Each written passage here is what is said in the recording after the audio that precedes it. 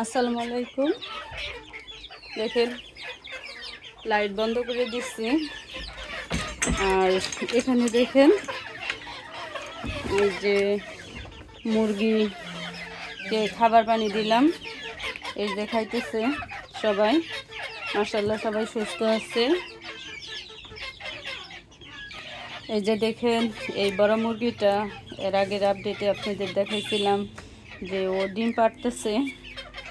হ্যাঁ, অনেক দিন যাবৎ ও ডিম পাড়ার জন্য শব্দ করতেছে, কিন্তু ভাবছি যে হয়তো ডিম এরা সবাই মিলে খেয়েই ফেলে নাকি, কিন্তু আমার ধারণাটা সম্পূর্ণ ভুল ছিল। মিথ্যা প্রমাণ করে অবশেষে মুরগিটা দেখলেন ওই দিন ডিম পাড়ছে।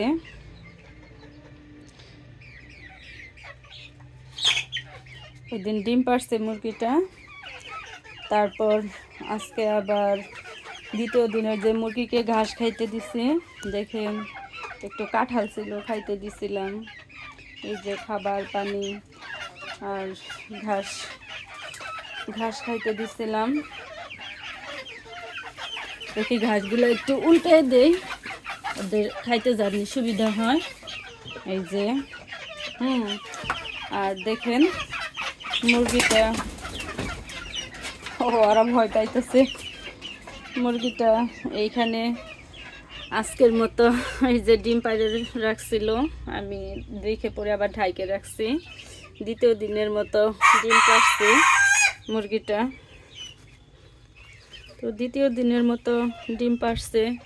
এই যে দেখেন আজকের ডিমটা মাশাআল্লাহ, আজকের ডিমের ভিতরে ওই দিন তো প্রথম ডিমে অনেক রক্ত ছিল, আপনারা দেখতে পাচ্ছেন, কিন্তু মাশাআল্লাহ জীবনে প্রথম ডিম দেখে হয়তো ওই রকম হয়েছিল।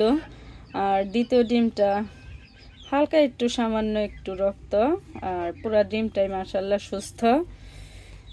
আলহামদুলিল্লাহ, আল্লাহর অনেক অনেক শুকরিয়া জানাই যে মুরগিগুলা মাশাআল্লাহ ডিম পাড়া ধরছে। এই যে ডিমটা উঠায় নিয়ে যাব। নতুন একটা ফিলিংস মনের ভিতরে কাজ করতেছে। এত কষ্টের পর আল্লাহর রহমতে আল্লাহ ডিম পাড়া শুরু হয়েছে, খুব খুশি লাগতেছে দ্বিতীয় ডিমটা দেখে।